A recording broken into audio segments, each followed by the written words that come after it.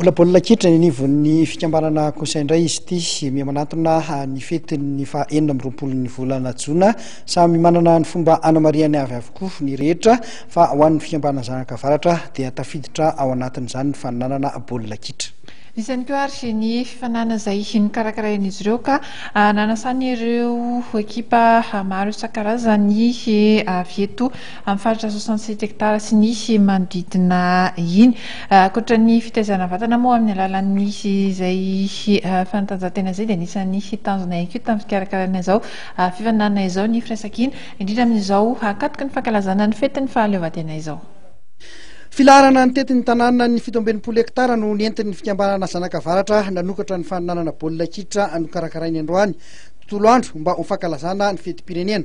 Ekipa 7 no nifanina tamin'izany dia ny Zanakavaratra mpikarakara ny Visafatô na ny fikambanana Zanakatoliary ny Saturna ny Polisy-pirenena ny fikambanana ny teratany Afrikana monina eto Antananarivo ary ny fikambanana ny Negro Comoriana.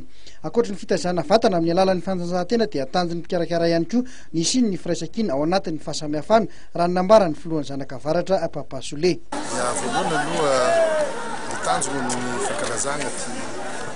Fetiny fahaletanteny ny fedinetsika zao dia tratra tokoa ny kanto satria mandray anjara daholo zany ekipa rehetra na ny eto antoerana zany na ny avelany. Tsika eto fa misy ekipan'ny Visafatô, ekipan'ny Zanakavaratra, ekipan'ny Comoriana, ekipan'ny Afrikana ary koa ekipan'ny Antananarivo sy ny ekipan'ny Saturna. Ka raha mampana ny olo tratra ve l'objectif anatin'ilay raha dia ny asian'ny firaisan-kina sy fifankatiavana ary koa ny firaisan-tsena antsika malagasy sy ireo namana izay fahiny monina sy mipetraka miasa antsika zay Ijanona mety ao Antananarivo ihany mety hetsika ny Zanakavaratra mielipatrana amin'ny faritra. Amin'izao tsika miresaka zao dia efa manao zany ny faritany faritana-tsarana zany efa mihetsika be zany efa manomana miomana amin'izay ny fankalazana fetim-pirenena.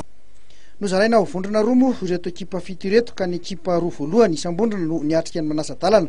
Ny andro ny faha-20 Jona kosa no anaovana lalao famaranana ao amin'ny kianjan'ny havana 67 hektara ihany.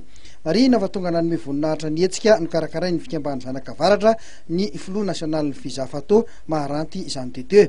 Ankoatra ny fananana baolina kitra dia nisy ihany koa ny fampisehoana ny vakoka dia avy any amin'ny faritra avaratry ny nosy nofaranana tamin'ny fiaraha-mihinana no fikena amin'ny tapevanana ny fotoana.